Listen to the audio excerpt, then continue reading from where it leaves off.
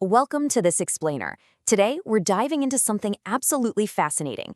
We're unpacking a highly calculated transition in the world of Indian cricket, the rapid, almost meteoric ascension of Shubman Gill, and exactly how he's being positioned as the brilliant new strategic mind of the nation's leadership. So, Indian cricket has been facing a massive, unavoidable transition. With seasoned titans, guys like Rohit Sharma, Virat Kohli, and Ravichandran Ashwin stepping away from the test format, it created a huge leadership vacuum. I mean, suddenly the team inherited a wealth of young, relatively inexperienced talent, but they completely lacked the seasoned generals of the past decade. So the really critical question became, who actually takes the crown when the legends step down? Well, it turns out this passing of the torch wasn't some sudden, panic-driven decision. Not at all. As former selector Salil Enkola revealed, the BCCI had a highly deliberate long-term vision. They were quietly grooming the 25-year-old for the ultimate leadership role as early as 2023. After getting coaches, captains, and experienced players in a room, the consensus was totally unanimous. Gill was definitely the chosen one. Section 1. A generational batting talent. Now, before stepping into any kind of leadership, Gill obviously had to prove his ultimate authority across all formats, and boy did he. Back in 2023, playing against New Zealand, he became the youngest player ever to score an ODI double century. That unbeaten 208, it wasn't just a great innings, it was a massive, undeniable statement of his elite capability and his absolute hunger for big scores. And that sheer batting prowess translated right into his leadership era.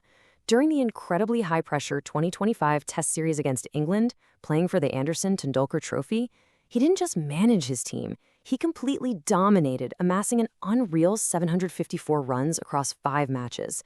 That included 4 centuries. He literally showed everyone that he leads from the front.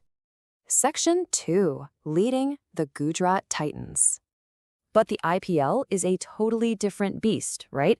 When he was handed the Gujarat Titans captaincy in 2024 after Hardik Pandya left, the coaching staff instantly saw something special. Head coach Ashish Nehra noted that despite his age, Gill had a really good head on his shoulders. They saw a strategic mind totally capable of handling the intense, rapid-fire chaos that the IPL throws at a captain. By the IPL 2026 season, he and his opening partner Sai Sudarshan formed an absolute juggernaut of an opening pair. Get this, they crossed 2,500 partnership runs in just 48 innings. That's the fastest in IPL history. They even set a T20 world record with 11 century partnerships. It just proved that Gill's leadership isn't just about his own game, it's about building trust and elevating the guys playing alongside him. Breaking down that 2026 season further, both of these guys actually crossed the 700-run mark. Gill led the charge with a massive 722 runs, dragging the Gujarat Titans all the way to the grand finale after a pretty rocky start to their year. It became crystal clear that the heavy burden of captaincy didn't drag his batting down. If anything, it supercharged it. And talk about stepping up when it matters most. In Qualifier 2 of that same season against the Rajasthan Royals, chasing a daunting 215, Gill absolutely exploded. He smashed 104 off just 53 balls. He became the only captain in IPL history to score a century in the playoffs. The bigger the stage, the better he performs. No question about it. Section 3. The calm tactician. What's really fascinating is his whole vibe as a leader. It's a massive shift from the deeply aggressive, fiery captains we've seen in India's recent past. It's built entirely on emotional intelligence. People often compare him to Kane Williamson or maybe a modern-day Rahul Dravid. He relies on quiet confidence. He makes super calculated bowling changes, like tactically rotating Kagisa Rabada and Mohammad Siraj, and he analyzes the game logically instead of leading with pure emotion. This calm, collected approach was perfectly validated during the incredibly demanding 2025 Test Series in England. Taking a young, transitioning, inexperienced side into one of the most hostile environments in world cricket, he didn't blink. His level-headed leadership secured a highly respectable 2-2 draw. He simply refused to let the team panic, keeping his own focus razor-sharp the entire tour. Section 4. The Rohit Sharma comparison. To truly grasp this entire transition, we absolutely have to talk about his predecessor. It's really a tale of 2 very different eras. Rohit Sharma, the hitman, represents the glorious present and past, relying on natural flair, explosive power, and a commanding, seasoned leadership style. Gill, the prince, represents the future.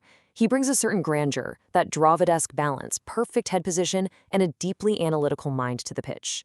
When you put their career trajectories side by side, Rohit obviously brings a decade plus of accumulated runs and gritty experience. His career test average sits at 41, with his ODI average at 49.